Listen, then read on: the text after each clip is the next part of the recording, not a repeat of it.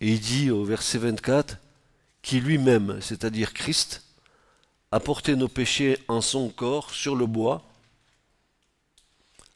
afin qu'étant morts au péché, nous vivions à la justice, par la meurtrissure duquel vous avez été guéris. Car vous étiez errants comme des brebis, mais maintenant, vous êtes retournés au berger et aux surveillants de vos âmes. Voilà ce que déclare l'apôtre Pierre. Il dit qu'il a porté nos péchés en son corps sur le bois. C'est clair, il n'y a pas plus clair que ça. Il a porté en son corps nos péchés sur le bois. Et quand nous regardons l'autel des holocaustes, que nous regardons tout ce qui s'y passe autour, on peut conclure, pour nous qui vivons dans la nouvelle alliance, ce que le Saint-Esprit nous a amené à discerner, c'est que Christ est à la fois l'autel, le sacrifice et le sacrificateur. Il est les trois en même temps. L'autel, parce qu'il est monté sur la croix. Le sacrifice, parce que c'est lui le sacrifice. Et le sacrificateur, parce qu'il est sacrificateur selon l'ordre de Melchisédek pour l'éternité. L'ordre de Melchisédek n'est pas un ordre terrestre. On aura à revenir là-dessus. L'ordre d'Aaron était un ordre terrestre. Et chaque souverain sacrificateur qui officiait quand il mourait, c'était un autre qui le remplaçait. Mais lui, Christ, est souverain sacrificateur selon l'ordre de Melchisédek pour l'éternité. Il est toujours vivant. Il n'y a personne qui le remplacera dans cette sacrificature. Et il l'a inauguré à la croix. Donc, pour nous, c'est rassurant de savoir que, eh ben, il a cumulé, et le fait qu'il ait été le sacrifice, le fait qu'il a été sur la croix, et le fait qu'il a été le sacrificateur de son propre sacrifice. Donc, il est à la fois l'autel, le sacrifice et le sacrificateur. Cet autel, donc, nous parle donc de Christ, comme celui qui était capable de subir ce que produit pour Dieu un parfum de bonne odeur. C'est-à-dire, le sacrifice de Jésus a fait monter vers le Père un parfum de bonne odeur. Le Père s'est réjoui de l'offrande de Christ à la croix. Et c'est monté, comme le sacrifice qui brûle sur l'autel et dont la fumée monte. Une bonne odeur se dégage de la viande qui est en train d'être brûlée. Et cette odeur-là, c'est Christ qui s'est offert sur la croix. Il était capable de subir ce que produit pour Dieu un parfum de bonne odeur dans le lieu même où avait été le péché. C'est-à-dire sur la terre, là où abonde le péché, il va y avoir un sacrifice qui va être agréé de Dieu, qui va être de bonne odeur et qui va monter vers le Père. De sorte que, au lieu que Dieu, le Père, maudisse la terre à cause de cela, à cause du péché, voici que maintenant Dieu va s'adresser en grâce et en bénédiction par Christ. Christ est venu et a été fait malédiction pour nous, afin que nous devenions, nous, un sujet de bénédiction pour Dieu. Vous vous rendez compte? Il a pris nos malédictions pour que nous devenions un sujet de bénédiction pour le Père. Donc, c'est à la croix que cela s'est passé. Jésus, notre Sauveur et Seigneur, n'est pas mort en vain. Sa mort expiatoire est celle d'un substitut portant la peine de nos péchés. C'est-à-dire, il a été sacrifié à notre place, nous méritions la mort, et c'est lui qui est mort à notre place. Et tous les péchés de l'humanité ont été posés sur lui. Par une seule offrande, Jésus est venu apporter non seulement la réconciliation avec le Père, mais aussi il est venu nous apporter le pardon de nos péchés et la purification de nos iniquités. Seul un homme pouvait donner sa vie pour un autre homme. L'animal, lui, n'avait pas ce pouvoir. Il fallait que chaque animal soit sacrifié, et constamment sacrifié, constamment sacrifié. Mais là, c'était une vie contre une vie. Donc, Jésus, notre Sauveur et Seigneur, n'est pas mort en vain. Sa mort expiatoire est celle d'un substitut portant la peine de nos péchés. Et par cette substitution qui était acceptée du Père, il a sauvé tous ceux et celles pour qui son âme a été offerte en sacrifice. Vous le comprenez ça? Il a sauvé tous ceux et celles pour qui sa vie, son âme a été offerte en sacrifice, parce qu'il a eu cette substitution qui a été acceptée du Père. Voilà. En fait, il s'est mis à notre place. Et Dieu l'a agréé. Il a été semblable au grain de blé, dont l'Écriture dit que ce grain de blé meurt et qui porte beaucoup de fruits. Si le grain de blé ne meurt pas, il ne peut pas porter beaucoup de fruits. Mais s'il meurt, il peut porter beaucoup de fruits. Et par la mort de Jésus, il s'est acquis une postérité. Par sa mort et sa résurrection, Christ s'est acquis une postérité dont il peut dire « Me voici ». Dans l'Épître aux Hébreux, il va dire ceci « Me voici, moi et les enfants que Dieu m'a donnés ». Les enfants que Dieu a donnés à Christ, c'est le fruit de l'œuvre du sacrifice de la croix. Si le grain de blé, Christ, ne meurt pas, et si il meurt plutôt, il va porter beaucoup de fruits. Par sa mort et sa résurrection, il va amener à la vie une multitude d'hommes au travers des générations. Il a fallu que le grain de blé meure. Et en mourant et en ressuscitant d'entre les morts, il va apporter une semence qui va aller jusque dans l'éternité, une semence jusqu'à ce qu'il revienne, une semence qui va naître par la prédication de l'évangile, par la prédication de la croix, des hommes et des femmes qui étaient morts, quoique vivants, morts spirituellement, qui étaient morts dans leurs péchés, mais qui, par la grâce du Seigneur et par l'œuvre du sacrifice de Jésus, maintenant, ont la vie. J'étais mort, il est dit dans l'Apocalypse, voici, je suis vivant au siècle des siècles, dira Jésus. Donc, nous comprenons que la mort du Christ a été une chose que les mots humains ne peuvent pas expliquer. Sa mort volontaire. Il s'est volontairement offert. Il a dit, j'ai le pouvoir de donner ma vie et j'ai le pouvoir de la reprendre. Nul ne me la quitte. Moi, je la donne de moi-même. Donc, Jésus a donné sa vie volontairement. Personne ne l'a obligé. Mais il est venu pour faire la volonté du Père. Et la volonté du Père, c'était que son Fils passe par ce sacrifice et qu'il le ressuscite pour qu'il devienne un objet de bénédiction pour tous ceux qui s'approcheraient de lui. Et c'est ce qui s'est passé. N'est-ce pas? Me voici, par sa mort et sa résurrection, il s'est acquis une postérité dont il peut dire, me voici, moi et les enfants que Dieu m'a donnés. Me voici, moi et tous les enfants que Dieu m'a donnés. Tous ces enfants qui sont là, Dieu me les a donnés. Pourquoi? Parce que je suis mort pour eux, ressuscité pour eux. Parce que, au lieu d'être un sujet de malédiction et rejeté loin de Dieu à cause du péché, voilà que vous devenez un sujet de bénédiction parce que par l'œuvre de Christ, Christ vous a purifié et vous pouvez vous approcher du Père. Vous comprenez cela? Ça, c'est quelque chose qui est tellement profond, tellement puissant. Et il est évident que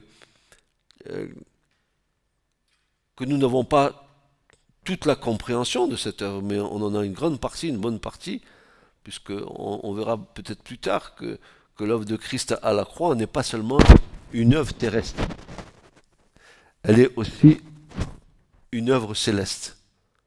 L'Écriture déclare par la bouche de l'apôtre Paul que il a fait la paix par le sang de sa croix avec ce qui est sur la terre et ce qui est dans les cieux. Colossiens chapitre 1. Il le dit, verset 20. Il dit, il a fait la paix par le sang de sa croix avec ce qui est sur la terre et ce qui est dans les cieux. C'est-à-dire que le sacrifice de Jésus est un sacrifice cosmique. Il est pour tout l'univers. S'il y a eu une révolte dans le ciel des anges, Jésus, par le sacrifice en bas à la croix, il a réglé aussi ce problème en haut. Avec son sang, il a purifié les choses célestes comme il purifie les choses terrestres. Par une seule offrande.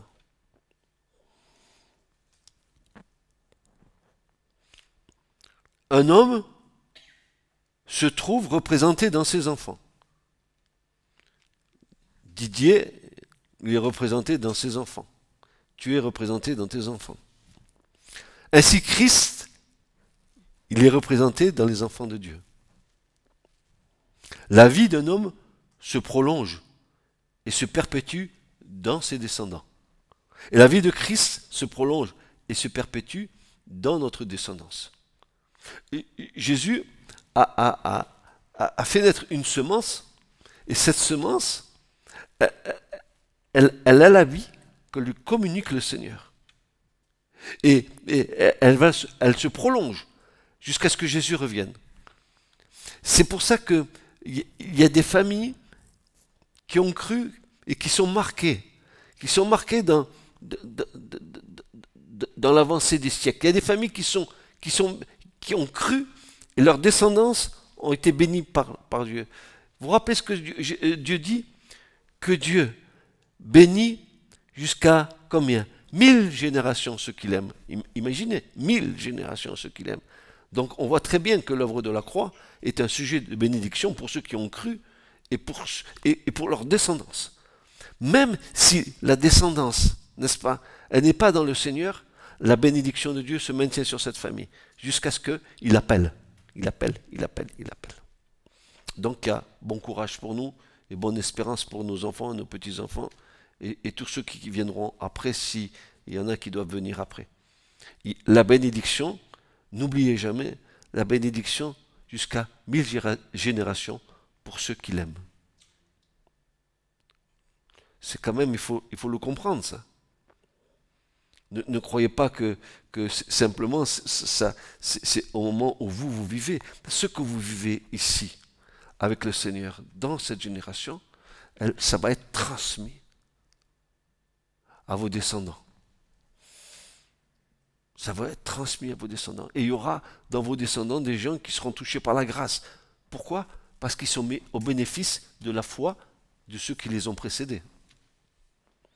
Donc ça vaut le coup. Hein. Ça vaut le coup.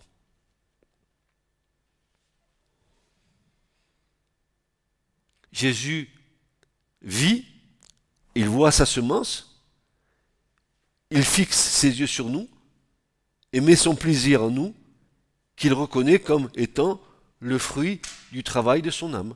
C'est lui qui a enfanté tout ça. Il se réjouit de nous. Il se réjouit de ce qu'il a enfanté par l'œuvre de la croix. Il se réjouit d'avoir accompli toute la volonté du Père pour qu'aujourd'hui les hommes soient réconciliés avec le Père. Il se réjouit d'être venu et d'avoir accompli toute la volonté du Père. Et c'est en quoi nous sommes mis au bénéfice de cette œuvre. C'est vraiment quelque chose d'extraordinaire, n'est-ce pas? On ne s'en rend pas compte parce que on vit notre foi dans l'aujourd'hui.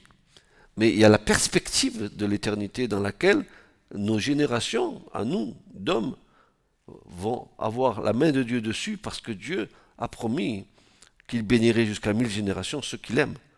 Et si vous avez aimé le Seigneur, eh bien, votre descendance, elle sera mise au bénéfice de cet amour-là. Dieu déploiera les trésors du royaume et de la grâce pour les sauver, pour les attirer. N'oubliez jamais cela. Ne limitez pas votre salut uniquement à votre petite personne. Ayez le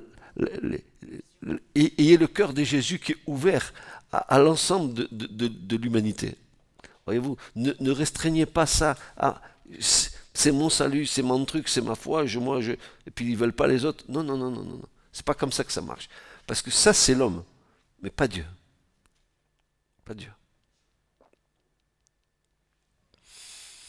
Il veut se réjouir du résultat de son sanglant sacrifice et satisfaire continuellement sa vue par la moisson issue de sa mort.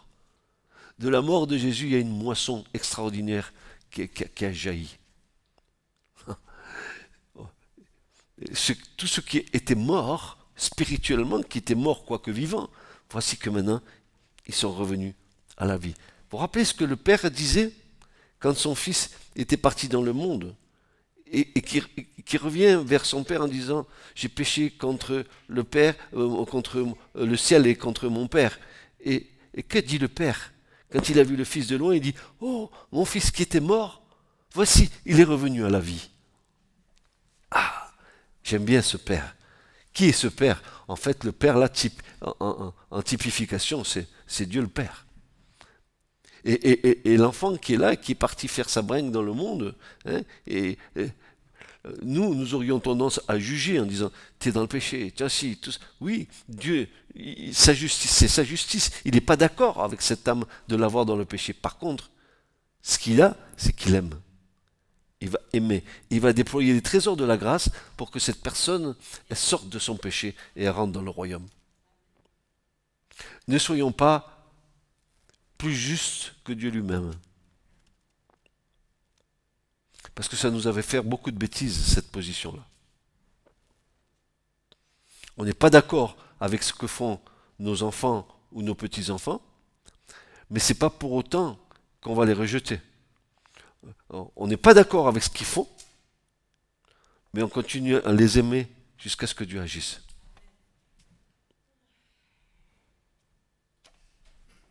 C'est à cette seule condition qu'on peut être agréable à Dieu.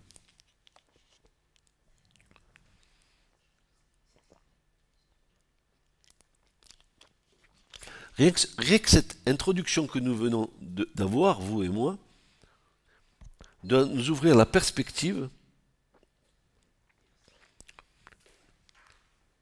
d'avoir un cœur aimant pour notre prochain. Qui est mon prochain? Celui qui fait la volonté de mon Père qui est dans les cieux. Qui est mon prochain? Mon prochain, j'ouvre la porte, il est là en face de moi. Là, dans la rue, je ne le connais pas, il est là. Si j'aime uniquement ceux qui m'aiment, pas grand intérêt. Mais si j'aime celui que je ne connais pas, qui ne m'aime pas, parce qu'on n'a pas eu encore de contact, alors là, le Seigneur est d'accord.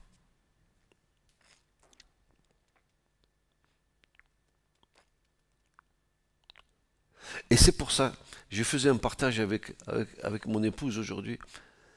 Je disais à mon épouse, vous savez, quand la parole de Dieu vous travaille, que l'Esprit de Dieu, dès le matin, il vient et il commence à vous enseigner dans le silence du matin, que vous commencez à avoir les pensées qui vous arrivent comme ça.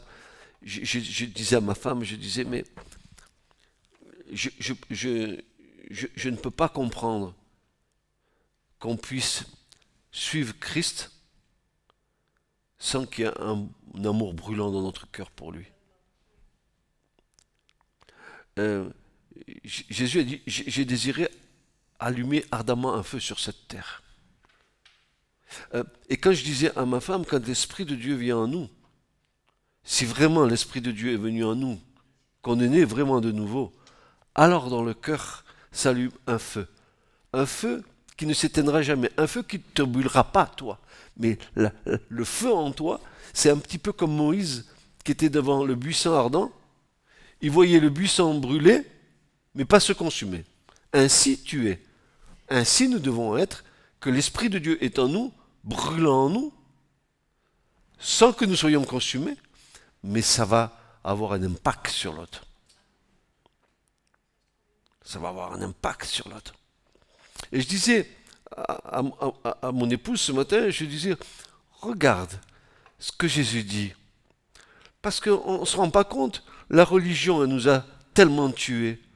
Elle a enlevé le feu en nous, elle a enlevé l'amour en nous. Je disais à mon épouse, regarde ce que Jésus dit dans l'Apocalypse. Voilà, je préfère, n'est-ce pas, que tu sois bouillant plutôt que froid ou tiède. Bouillant. Combien de fois je dis, mais franchement, ça boue dedans, quoi. Ça boue.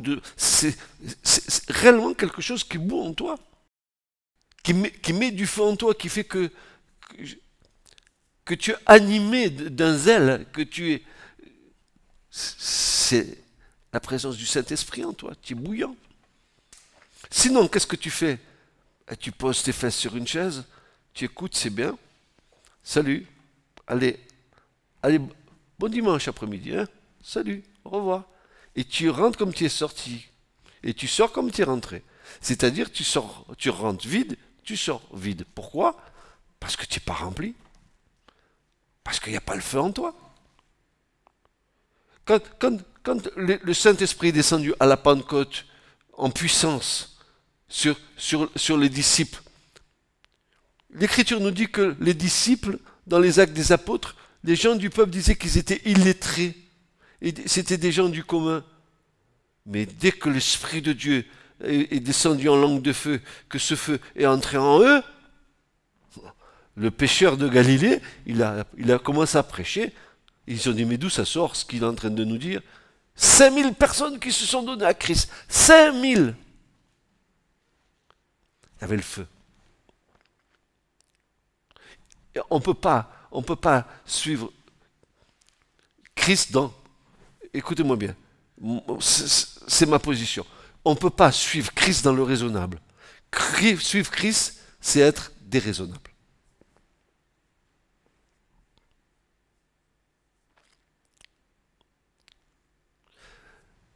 Paul dit, juste c'est une petite aparté, une parenthèse que je fais avec vous là. Hein. C'est pas l'enseignement, mais j'ai envie de vous communiquer ça.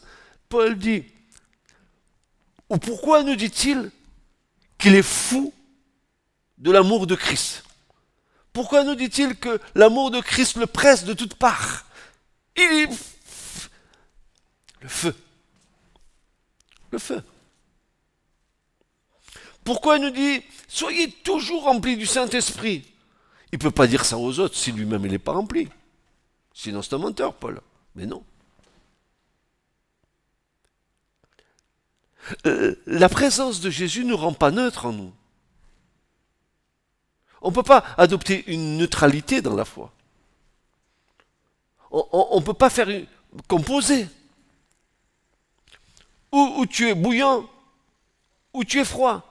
Si tu es tiède, dans une foi tiède, une foi religieuse, qu'est-ce que Jésus dit? Je vais te vomir de ma bouche. Apocalypse chapitre 3, verset 16. Lisez-le, c'est marqué, en gros. Cherchez, vous verrez. Moi, j'invente rien. Je vous dis la parole. C'est Jésus qui parle. Donc, il n'y a pas une voie médiane où tu es froid, où tu es bouillant. Et Jésus préfère que ça soit tranché. Il dit, si tu es froid, c'est bien, sois froid. Si tu es bouillant, c'est super bien pour toi. Mais tiède. Tiédasse. Tu sais, fade. Prends un verre d'eau tiède en été boileux, tu vois. C'est pas bon, l'eau tiède. Tu as envie de vomir. Non. Quand tu rencontres Christ dans ta vie, il y a quelque chose qui change. Bien sûr, ça ne va pas changer du jour au lendemain, parce qu'il y a toute l'œuvre de Christ. Mais plus tu développes la relation d'amour, plus tu passionnes. L'amour, c'est une passion. C'est pas un amour raisonnable.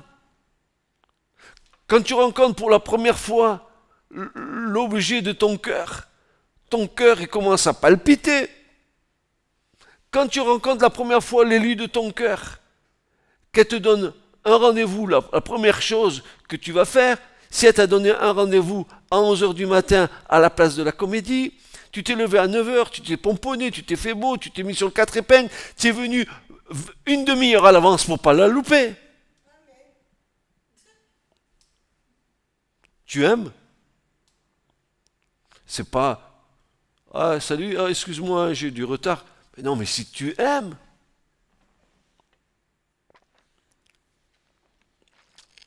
tu aimes. L'amour, c'est une passion.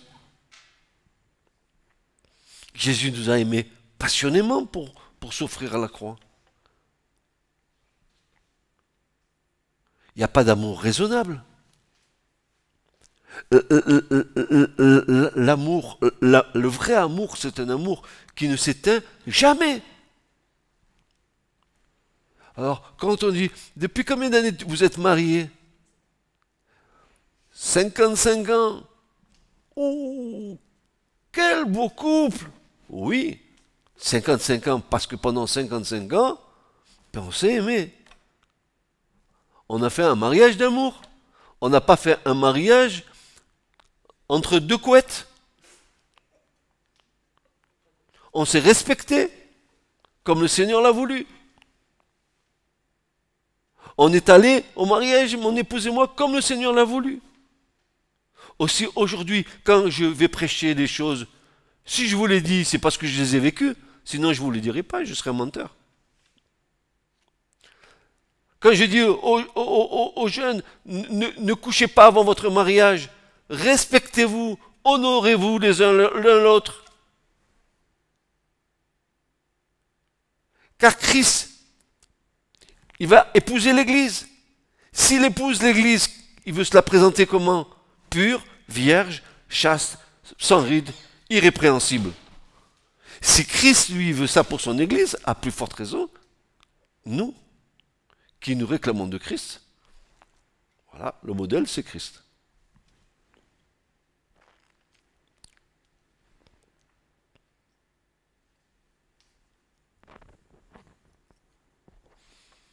Maintenant, nous allons contempler la scène devant l'autel avec le pécheur.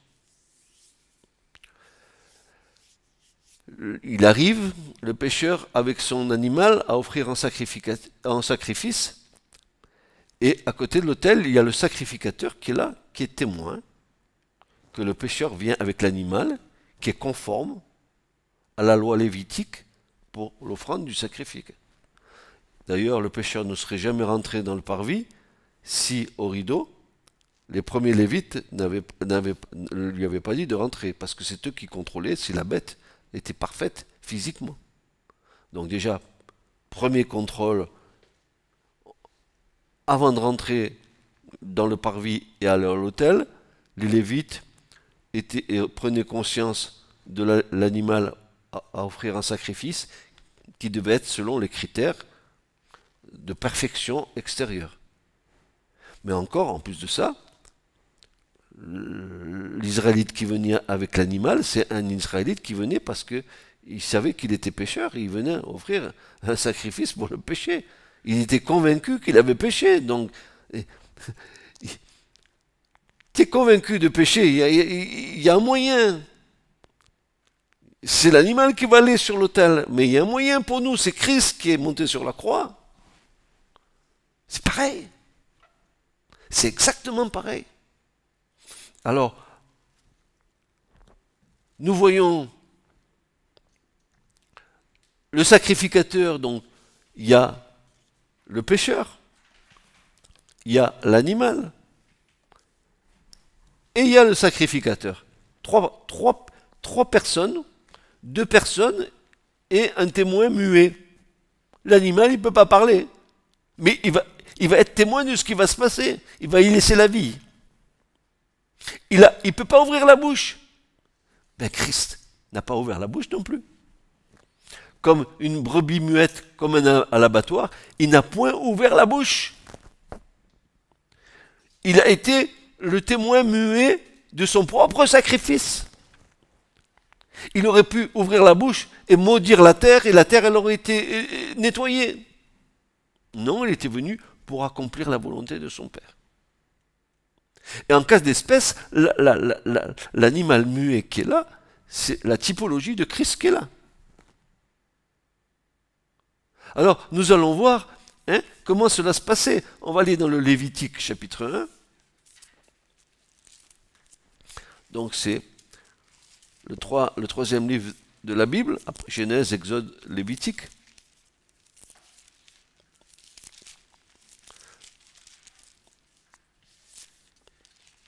Genèse, Exode, pardon, Nombre et Lévitique.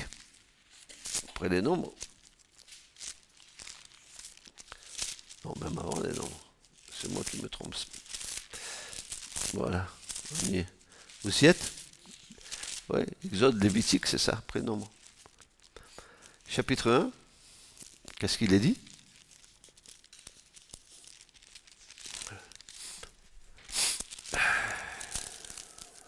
Voilà. À partir du verset 2, vous y êtes tous? Lévitique chapitre 1, verset 2. Quand un homme d'entre vous présentera une offrande à l'Éternel, vous présenterez votre offrande de bétail, du gros ou du menu bétail. Si son offrande est un holocauste de gros bétail, il la présentera, un mâle sans défaut. Il la présentera à l'entrée de la tente d'assignation pour être agréé devant l'Éternel. Il posera sa main sur la tête de l'holocauste, c'est-à-dire de l'animal. Il sera agréé pour lui, pour faire propitiation pour lui. Et il égorgera le jeune taureau. Donc je vous signale que ce n'est pas le sacrificateur qui va égorger, mais le pécheur. Une vie contre une vie. Nous avons, nous, été à l'origine de l'égorgement de Jésus. En tant que pécheur. Il est mort pour nos péchés et pour nos iniquités. Et le châtiment qui devait tomber sur nous, il est tombé sur lui.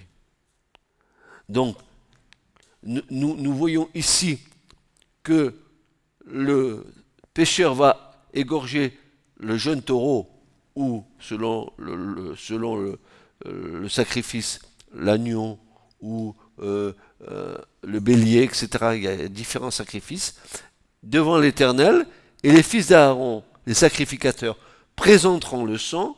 Ils feront aspersion du sang tout autour sur l'autel. Donc, le sang a une importance capitale.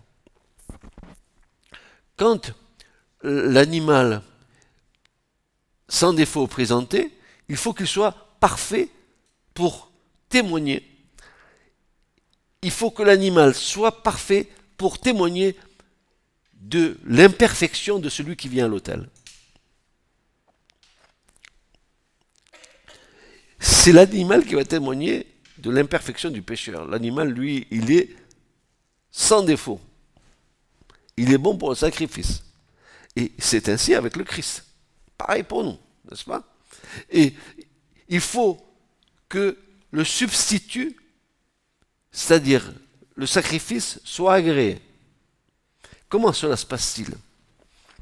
Aussitôt que le pécheur qui présentait l'holocauste parfait et sans défaut avait placé sa main sur la tête de la victime, celle-ci était agréée. Et ainsi, dès que nous aurons posé sur Christ, notre victime, la main de notre foi, il sera agréé de même à notre place. Comprenez? Pareil. Par le moyen de la foi, nous posons la main sur Christ, et lui, nous sommes agréés, c'est lui qui nous donne l'agrégation de ce que nous sommes en train de faire, n'est-ce pas? C'est ce que Paul appelle notre identification avec le Christ. Les mains posées sur la tête de l'animal va donc nous identifier en quoi? Eh bien, en sa mort.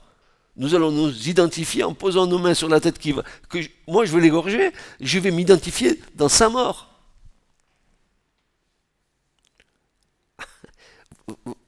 C'est bien c'est bien ce que la nouvelle alliance nous dit. Paul nous dit, nous avons été identifiés en sa mort et nous serons identifiés en sa résurrection. Pareil.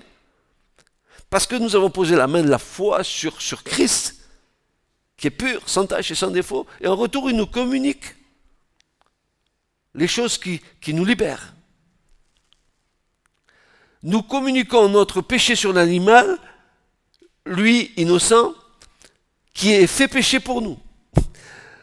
C'est mon péché que je communique à l'animal qui est pur et sans tache, et c'est lui qui est fait péché pour nous. C'est ce que Jésus a fait à la croix.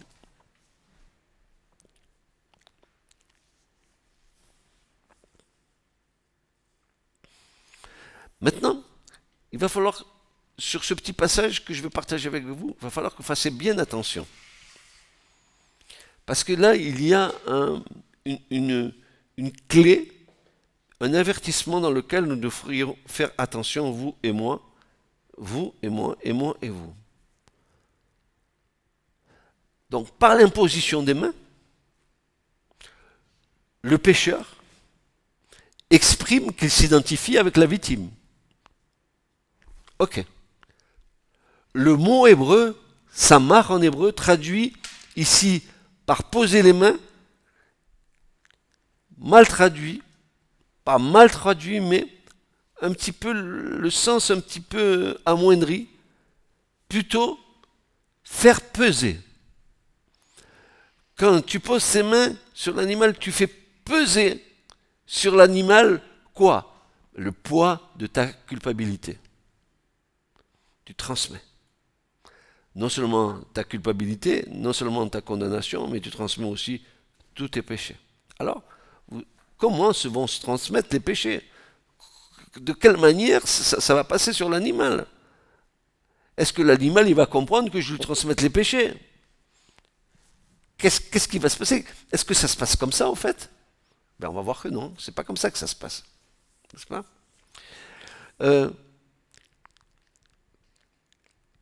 C'est le même mot qui est employé dans le psaume 88, 8, où Dieu dit, le psalmiste dit, ta colère pèse sur moi.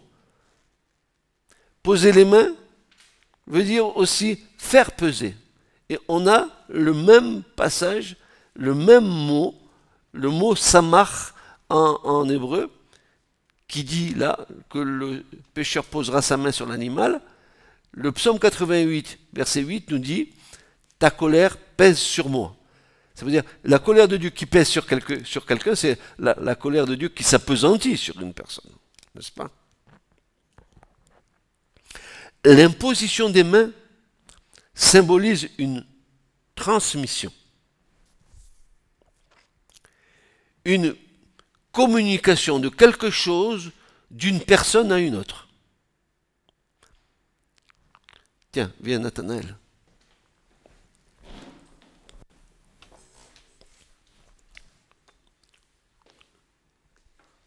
Je suis le pêcheur. Voilà l'animal. Je lui impose les mains et je lui transmets sur l'animal qui est muet, qui ne peut rien dire, je lui transmets tout ce qui est sur mon cœur, toute ma vie de péché, je lui transmets dessus. Donc, l'imposition des mains, c'est quelque chose comme un pont qui va permettre de transmettre du pécheur à l'animal tout ce qu'il y a en confession que le pécheur met sur l'animal. Vous avez bien compris cette chose. Alors, on va aller un peu plus loin. L'imposition des mains symbolise une transmission, une communication de quelque chose d'une personne à une autre.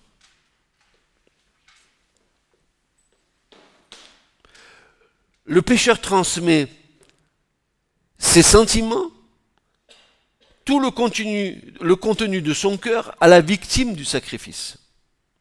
En fait, l'animal est fait péché pour le pécheur qui, confessant ses péchés, les dépose sur l'animal qu'il va sacrifier.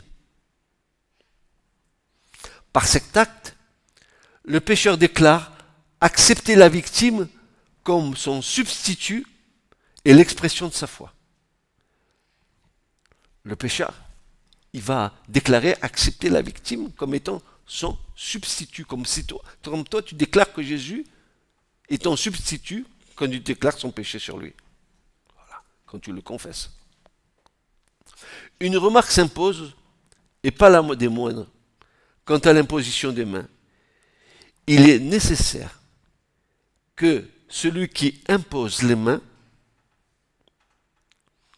dans l'assemblée du Seigneur, dans nos églises, soit net de tout péché. Pourquoi?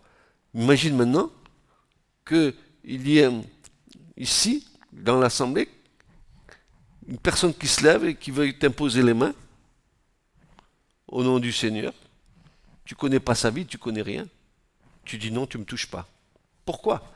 Parce que si l'imposition des mains transmet quelque chose, la personne qui veut prier pour toi, peut-être elle va se transmettre ses péchés sur ta vie. Et c'est comme ça que certaines personnes, en faisant ça, ont communiqué à d'autres personnes des choses qui n'étaient pas bonnes. Faisons attention à ça. Pourquoi je dis ça? Parce que ce n'est pas moi qui le dis. Vous allez ouvrir vos Bibles, vous allez aller à la première de Paul à Timothée, au chapitre 5 et au verset 22.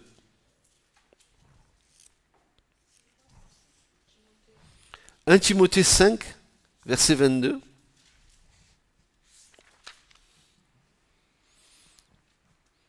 Pour confirmer ce que je viens de dire et pour vous avertir,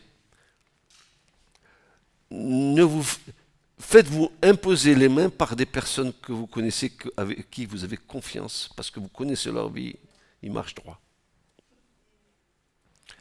1 Timothée 5, verset 22, voilà ce que Paul va dire à Timothée.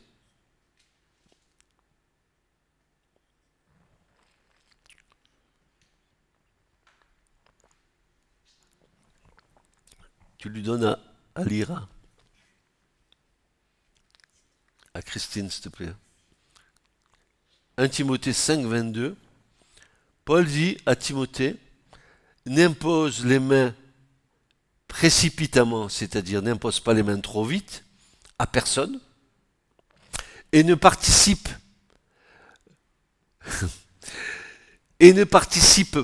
pas ou ne te rend pas complice des péchés d'autrui, ou encore ne te hâte pas d'imposer les mains à qui que ce soit.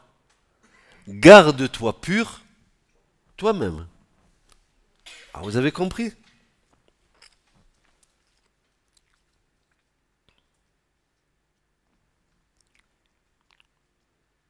Tu peux communiquer de bonnes choses comme tu peux communiquer de mauvaises. Alors, faisons attention. Conseil, attention qui vous impose les mains, eh bien dans le doute, abstiens-toi.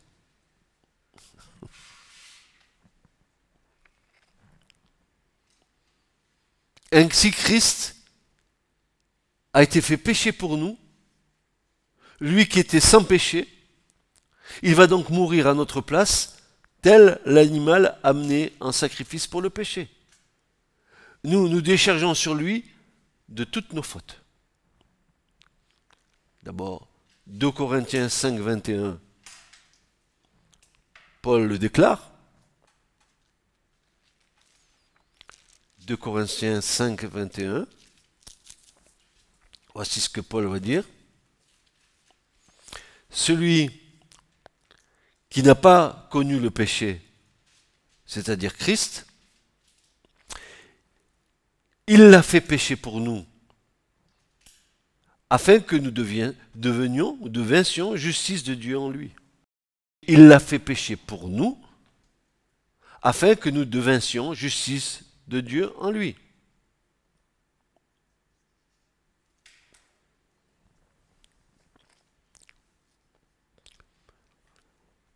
L'apôtre Jean va nous déclarer ceci. 1 Jean 2, 1 à 2. 1 Jean chapitre 2, versets 1 à 2.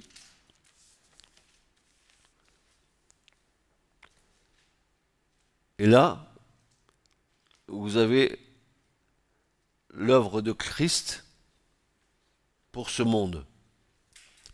Voici ce que Jean déclare. Mes enfants, je vous écris ces choses afin que vous ne péchiez pas.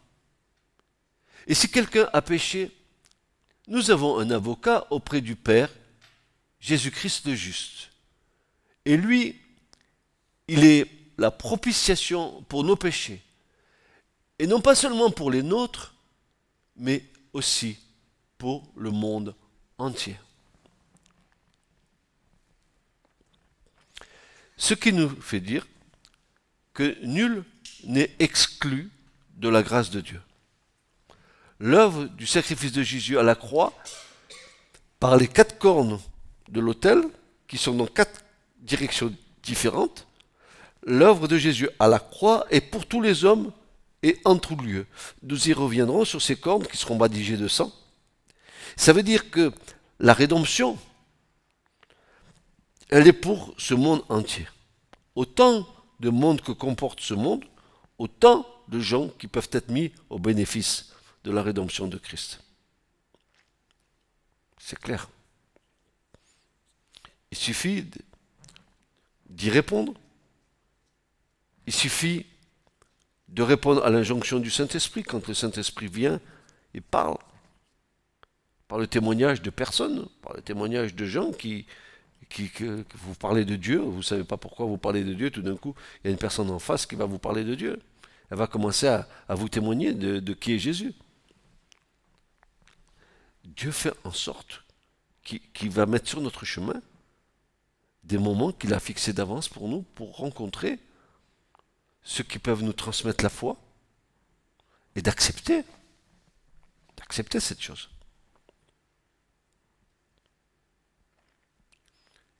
Le Saint-Esprit nous y aide parce que c'est le Père qui nous attire à Christ.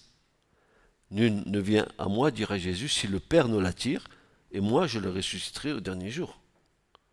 Donc on voit très très bien que ici, Jean déclare d'une manière certaine qu'il est victime propitiatoire non seulement pour nos péchés, mais pour ceux du monde entier. Que l'œuvre de Jésus à la croix, c'est une œuvre, je vous disais tout à l'heure, qui est pas seulement pour la terre, mais pour l'univers entier. On aura à y revenir là-dessus. Et là, se réalise la parole qui nous enseigne que tout doit se faire sur la déposition de 2 ou 3 témoins. Dans la scène à l'autel, 3 témoins sont présents. Le pécheur, le sacrificateur et l'animal. On le disait tout à l'heure. Et les 3 témoins, vous retrouverez cela dans Deutéronome 19, 15. On va le lire parce que ça sera bien de le lire aussi.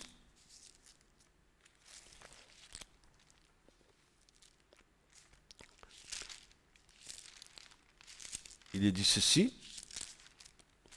Un seul témoin ne se lèvera pas contre un homme pour une iniquité ou un péché quelconque. Quelque péché qu'il ait commis, sur la déposition de 2 ou 3 témoins, la chose sera établie. Alors, beaucoup, pour se dégager de ça, diront, on l'a entendu combien de fois, mais nous avons confessé nos péchés à Dieu. Nous avons dit nos péchés à Dieu. Alors moi je pose la question, qu'est-ce que tu aurais dit à Dieu que Dieu ne sache pas de toi? Avant même que tu naisses, il te connaissait, il sait que tu es né dans le péché. Et quel péché tu vas dire à Dieu qui te suit déjà, avant même que tu naisses, il sait qui tu es. Il y a une espèce d'hypocrisie notoire chez les personnes qui ne veulent pas, parce que certaines fois les péchés sont tellement gros et grossiers que c'est difficile à confesser. Je parlerai d'inceste, je parlerai de viol, je parlerai de choses comme ça, où il y a tout un listing de péchés dans l'Écriture. Je parlerai d'hommes et de femmes qui ont des relations avec les animaux. Je parlerai de toute... L'Écriture le dit. C'est marqué dans l'Écriture. des gens je parlerai de l'occultisme, je parlerai des gens qui ont trafiqué dans les ténèbres, qui ont invoqué Satan, et qui ont fait des sacrifices à Satan, qui ont fait des sacrifices de sang, des enfants, qui ont sacrifié des enfants. Et je parlais de ces choses-là. Ce sont des choses qui ont besoin d'être confessées de la bouche pour dégager la personne du péché. Pourquoi? Pourquoi on fait comme ça? Parce qu'il ne faut pas laisser à l'ennemi une parcelle de ton être intérieur qui soit sous sa domination. Un péché qui est confessé et avoué et délaissé, c'est un péché sur lequel Satan n'a plus aucun droit sur toi.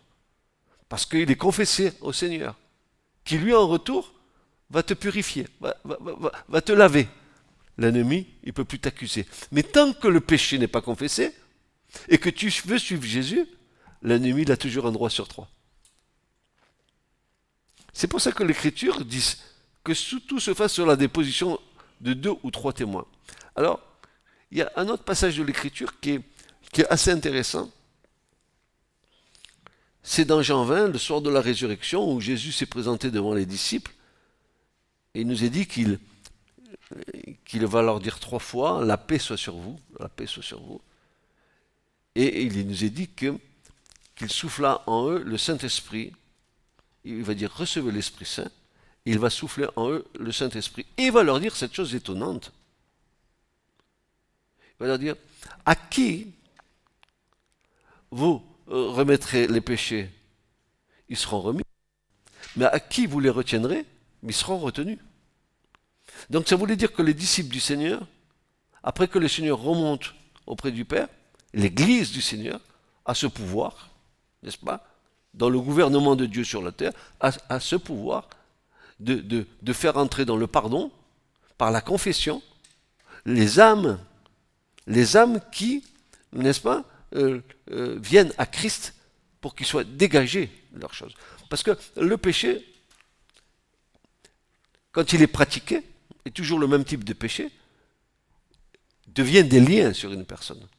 Par exemple, le fait, par exemple, de fumer du cannabis ou de fumer de l'herbe, ça devient un lien. Le fait de boire de l'alcool, ça devient un lien. Alors, il y a plein de choses ça c'est des choses visibles, mais il y a des choses qu'on fait dans les ténèbres, qui ne se voient pas, mais qu'on pratique.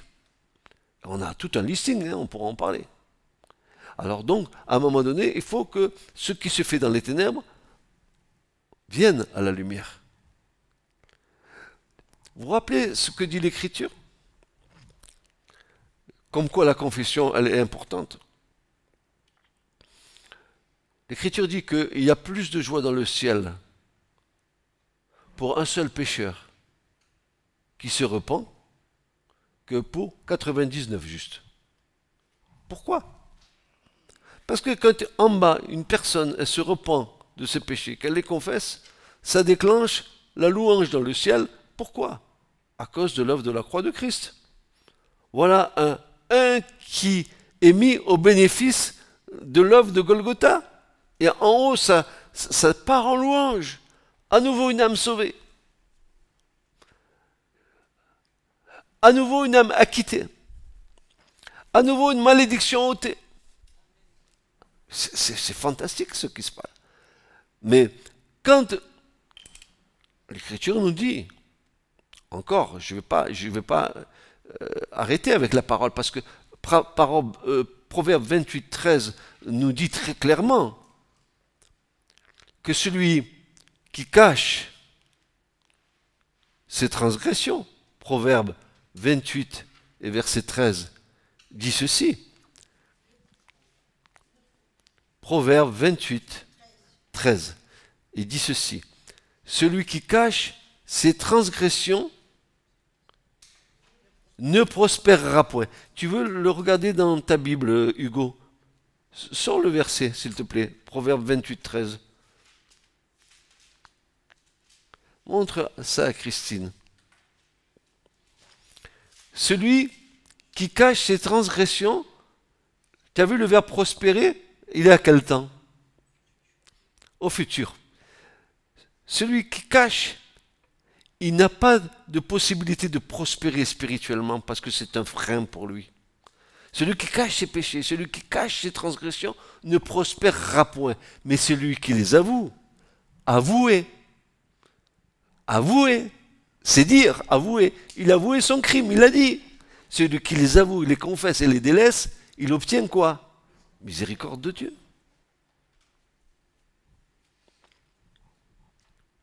C'est pour ça que beaucoup ont des difficultés à suivre Christ. Ils veulent le suivre dans leur état de pécheur. Ils pensent que c'est suffisant pour suivre Christ. Suivre Christ, pour certains, c'est de venir dans une église, de poser ses fesses sur une chaise, d'écouter la louange ou la prédication, sans qu'il y ait aucun changement dans la vie de la personne.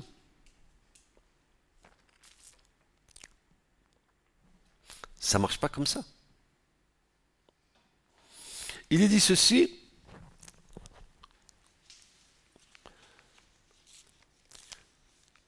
« 1 Jean 1, versets 6 à 10, la confession des péchés est d'une grande importance car elle a un pouvoir libérateur. Nous allons examiner à la lumière de l'Écriture son importance. 1 Jean 1, 6 à 10. 1 de Jean au chapitre 1, versets 6 à 10. Regardez bien ce qu'il est dit là, s'il vous plaît. Regardez bien, lisez-le. Si nous disons que nous avons communion avec lui, comment vous interprétez ça? Si nous disons que nous marchons avec lui, que nous avons communion avec lui, et que nous marchions dans les ténèbres, nous mentons et nous ne pratiquons pas la vérité.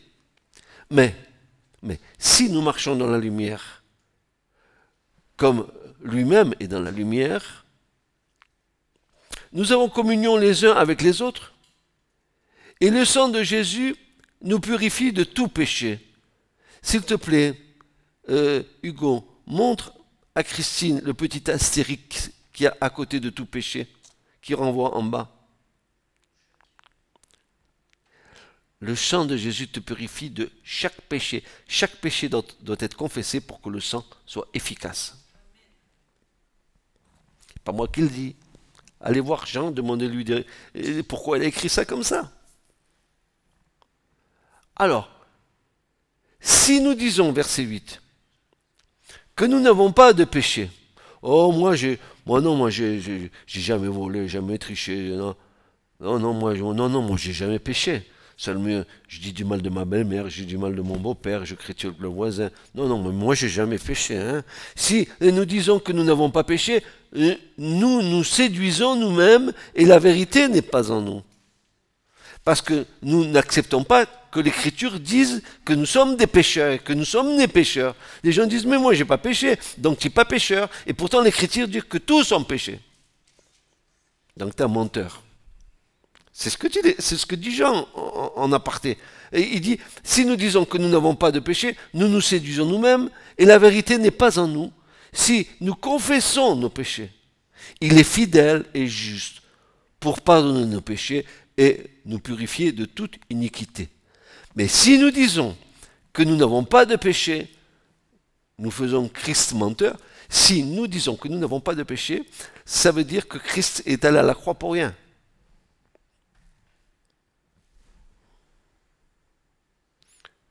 Or, il est venu à la croix pour nous laver de péché.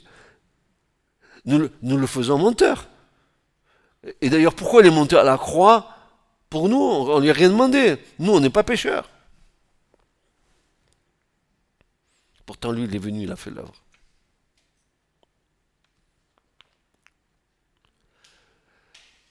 Tout péché, ou plutôt chaque péché.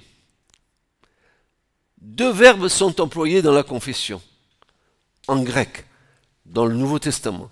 Le premier verbe qu'on trouve, c'est, et vous allez voir comme c'est important quand même de bien connaître l'Écriture. Le premier verbe, c'est ex homologeo en grec.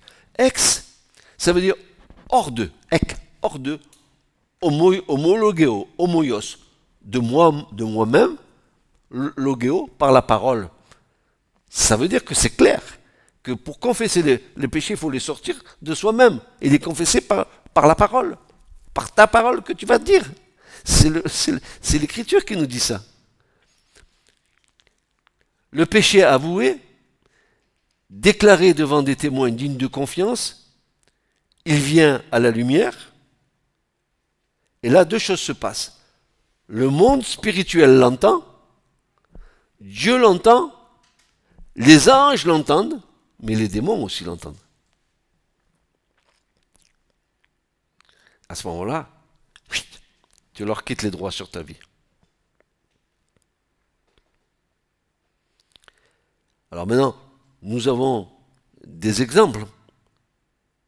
Dans Matthieu 3, versets 5 à 6, ça c'était le ministère de Jean-Baptiste.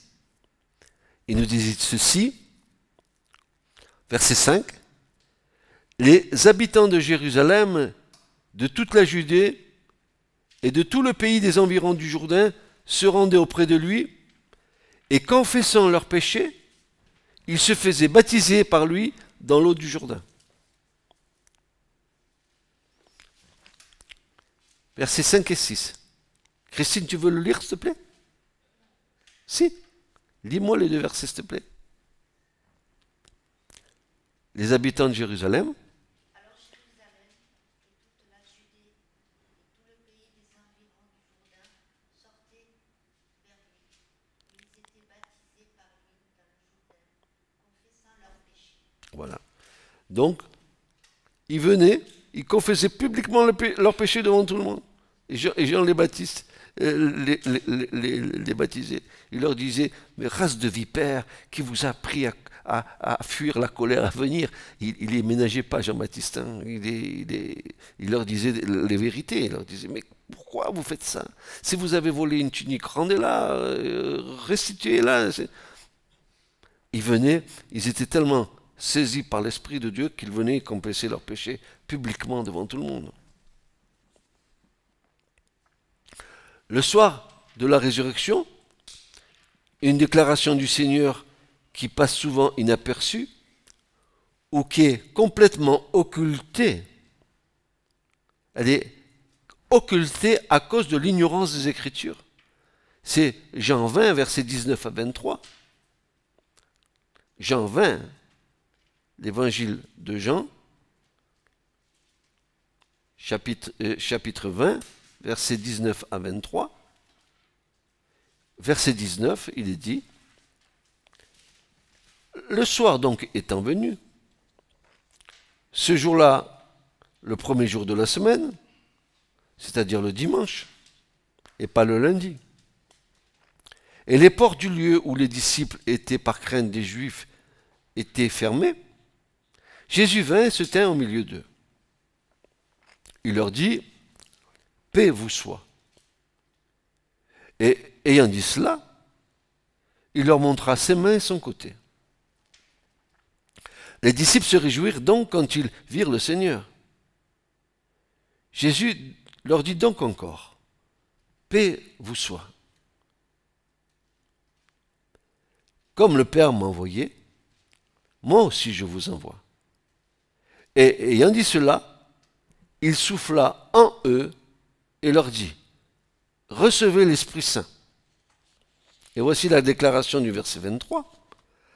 À quiconque vous remettrez les péchés, ils seront remis. Et à quiconque vous les retiendrez, ils seront retenus. Donc, c'est soi-disant chrétiens qui viennent te dire, mais j'ai confessé mes péchés à Dieu. Parce qu'ils ne veulent pas les confesser aux témoins de l'Église. Tu dis, j'ai confessé le péché à Dieu. Mais Jésus n'a jamais dit ça. Il a dit, là maintenant, à quiconque vous les retiendrez, ils seront retenus. Et à quiconque vous les remettrez, ils seront remis. À qui? Mais aux disciples. Pourquoi? Tu dis à Dieu, mais Dieu te dit, mais moi je connais tout de toi. Moi j'ai mon église en bas, vas-y. C'est mon gouvernement en bas sur la terre. C'est un homme qui a payé le prix pour un homme. Vas-y, va vers mes témoins. C'est clair. Alors, bien sûr, il les églises, dans leur tradition, elles ont pris ces passages et elles les ont amenés elles les ont mises à leur sauce. Par exemple, l'Église catholique, qui te fait rentrer dans un confessionnal et qui te dit « Ma sœur, tu as péché, mon frère, tu as péché, qu'est-ce que tu as fait ?» Alors, l'autre, il est dans le confessionnal, il est comme ça. D'abord, c'est pas une conviction de péché, ça. C'est parce que si tu es convaincu de péché, tu vas voir comment que ça va sortir. Est-ce que tu as fait ça, mon fils? Est-ce que tu as fait ça? C'est pas une conviction. Ça, c'est en train de t'introspecter. Et à la fin, le prêtre te dira, je te donne l'absolution, tu vas me faire une dizaine de chapelets, tu vas tourner 10 fois autour de l'église, et voilà, tu vas être pardonné. Ça n'a rien à voir avec l'écriture. Seul le sang de Jésus peut te laver de ton péché. Seule une conviction de péché par le Saint-Esprit peut t'amener à avoir une conscience en paix. Mais pas ça. Ça n'a rien de biblique. Jésus a dit que tout se fasse sur la déposition de 2 ou 3 témoins. Il va dire à ses disciples, en soufflant l'Esprit Saint, maintenant vous avez le Saint-Esprit, vous êtes en capacité de remettre les péchés, de les retenir. Laissez-les venir à vous, ils vont vous le dire. Et vous leur direz, vous prierez avec eux, vous leur direz que mon sang les purifie. Il a tout donné, le Seigneur.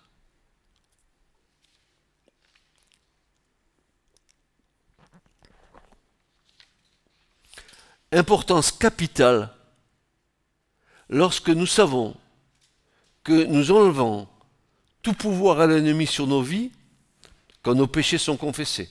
Et que d'autre part, lorsque nous réalisons aussi que nous déclenchons dans les cieux la louange des anges à cause d'un seul pécheur qui se repent. Pas moi qui le dis. Luc 15, 7, je vous dis qu'ainsi il y aura de la joie au ciel pour un seul pécheur qui se reprend, plutôt que pour 99 justes qui n'ont pas besoin de repentance. Et maintenant, regardez encore. Regardez encore. Jacques 5, 16. Que dit Jacques? Jacques, le frère du Seigneur. Que va-t-il dire?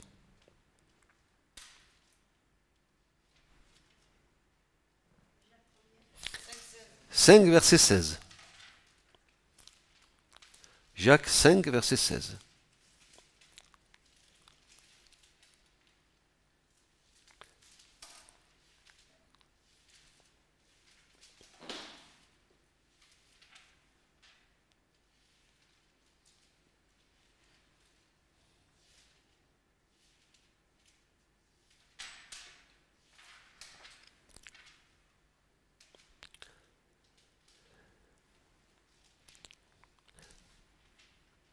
Verset 16. Confessez vos péchés les uns aux autres. C'est bien ça? Verset 16. Confessez vos péchés les uns aux autres et priez les uns pour les autres afin que vous soyez guéris. Quand un juste prie, sa prière a une grande efficacité. Il est bien question de confesser ses péchés les uns aux autres.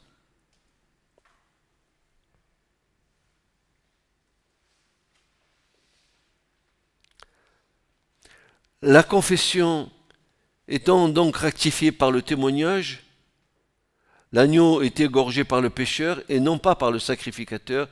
Ici, il est question d'une vie contre une vie. Bien sûr, l'animal ne pouvait être le parfait substitut.